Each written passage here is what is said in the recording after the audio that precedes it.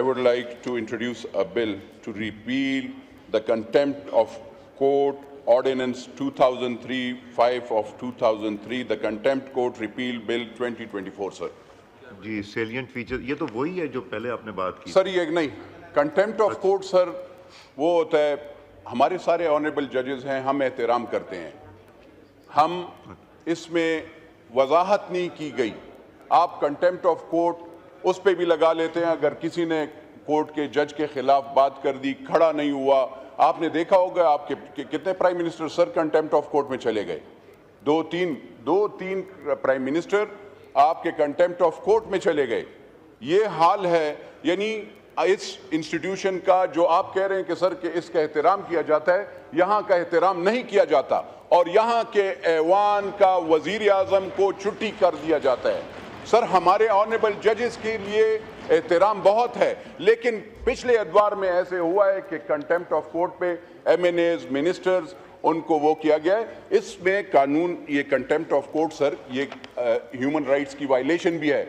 दुनिया में कहीं पे भी आप देख लें, कहीं पे कोई मुल्क मुझे बता दें अगर वहाँ पे कंटेम्प्ट ऑफ कोर्ट के लिहाज से किसी को सजा दी जाती हो या उस पे, अगर आप कोई कानून, कोई ऐसा फैसला हो जो के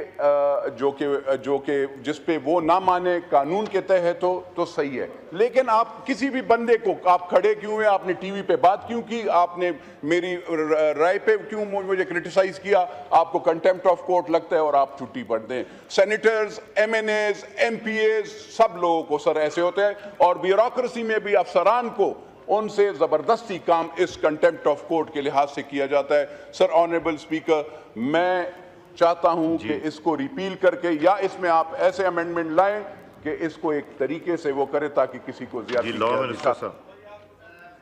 अच्छा कह दिया नूर आलम खान साहब ने बैठते हुए कि तरामीम इसमें हो सकती होनी चाहिए। तरामीम, कोई भी कानून जो है वो ओप्रेसिव नहीं होना चाहिए, और जो हमारा बैलेंस है राइट्स का सिटीजन्स के, वो बरकरार रहना चाहिए। फ्रीडम ऑफ एक्सप्रेशन के हवाले से हो, इजहार आज़ादी राय जिसे हम कहते हैं, आज़ादी इजहार राय, तो इसमें मेरी वैसे ये तजवीज़ होगी इसे कमेटी को रेफ़र कर दें। लेकिन मैं यहाँ पे फिर ये बात करूँगा कि आइन तरमीम करने की बजाय जो कानून है एक्ट ऑफ पार्लियामेंट, उसमें कंसेंसस के साथ ऐसी चीज़ें लाई जाएँ जिससे आपका जो फ्रीडम ऑफ एक्सप्रेशन है वो करटेल ना हो, अदालत की इज़्ज़त भी बहाल रहे, और इसी तरह मैकेनिज़्म जो फ़ैसलों पे अमल दरामद का है वो ज़रूर रहे। कमेंट्स के ऊपर जो कई दफ़ा इसे ट्विस्ट किया जाता है, गैर ज़रूरी इस्तेमाल, इसका रोका जाए।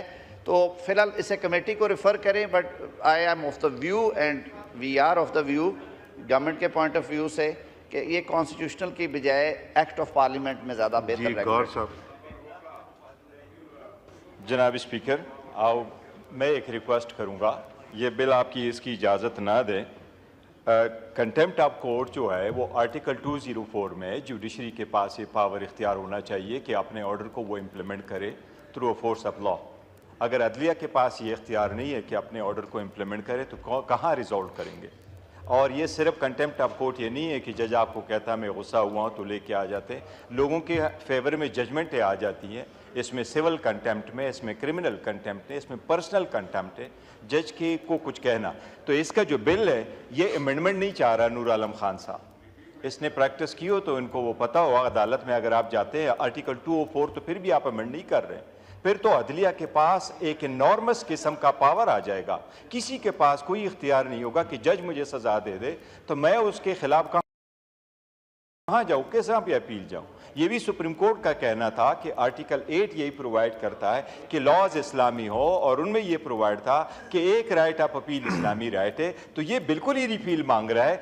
आप रिपील के लिए चूंकि ये रिपील मांग रहा है, इसकी इजाज़त ना दे, ये बेशक दूसरा बिल लेके आए जिसमें ये अमेंडमेंट चाहता वो कर दे, इसकी इजाज़त नहीं है। मेरी रिक्वेस्ट होगी ये बिल्कुल उसके मुतसादिम। गौहर साहब, मैं आपको बताऊं कि हमारी कोशिश ये है कि गवर्नमेंट के पास स्ट्रेंथ है टू अपोज द बिल्स, और अगर गवर्नमेंट अपोज करना शुरू कर दे, हम ये कहते हैं कि एक दफ़ा अगर कमेटी में चले जाए, डिलिब्रेशन हो जाए, उसके बाद कमेटी रिजेक्ट करे। एक चीज़ नहीं मैं बताता हूँ, मैं रीज़न ये है कि अभी जिस तरह सुहेल साहब ने बिल दिया, जी। और अगर ये अपोज करते तो फिर रह जाना, तो हम हमारी ख्वाहिश वो ये होती अमेंडमेंट मैं कह रहा हूँ कि जनाब कमेटी में स्पीकर, जाने दें। ये चूंकि एक प्रॉब्लम है, ये वो कह रहे हैं अमेंडमेंट, मैं कह रहा हूँ आप इसको नामू कर दे, ये विड्रॉ कर ले खुद, रिपील ना करवा दे, आप टाइम क्यों वेस्ट करें जनाब स्पीकर। पार्लियामेंट्री आप कमेटियों को भेजते हैं, कमेटी में लोग आ जाते हैं, खर्चे हो जाते हैं, इस तरह तो नहीं है कि बस just being a busy boy बंदा प्रेजेंट कर ले, ये अमेंडमेंट कर ले जरूर। ये रवायत ना डालें, फिर ये ऑब्जेक्ट होने शुरू हो जाएंगे यहाँ से बिल के जी अपोजिशन के नहीं डालने,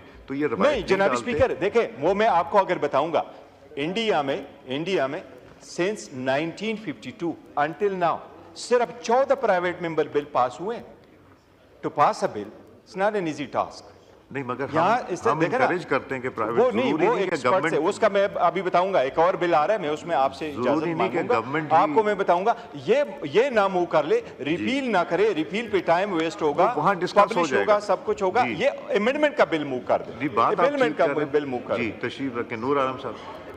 बिल अमेंडमेंट ये कर दे कि मैं कंटेम्प्ट ऑफ कोर्ट ऑर्डिनेंस में ठीक है जी। ऑनरेबल नूर आलम स्पीकर, साहब, नूर आलम ऑनरेबल स्पीकर, मैं देखें, मैं इदारों का एहतराम करता हूँ, ऑनरेबल जजेस का भी एहतराम करता हूँ, लेकिन आप जरा प्लीज पढ़ लें, बैरिस्टर साहब please, all you just read the last line, तशरीफ रखें, काइंडली रीड इट। हो गई बात आप। Honorable sir, let me read the last line. Ji. It is proposed that the said ordinance may be repealed until the subtitle law is made by the parliament. यानी मैंने ये उसमें कहा है कि पार्लियामेंट दूसरा कानून उसके साथ वो करे, मेहरबानी फरमाकर। अब बैरिस्टर साहब मुझे पता नहीं है, मैंने अंग्रेजी में तो यही है, उर्दू में भी मैं पढ़ देता हूँ, उर्दू में नहीं तशरीफ रखें, बैरिस्टर साहब इसको जाने दें, कमेटी में ये रवायत ना डालें कि अपोज की जाए, गवर्नमेंट की स्ट्रेंथ ज़्यादा है, आपके बिल्स रुकने शुरू हो जाएंगे, यहीं पे डिस्पोज ऑफ हो जाएंगे।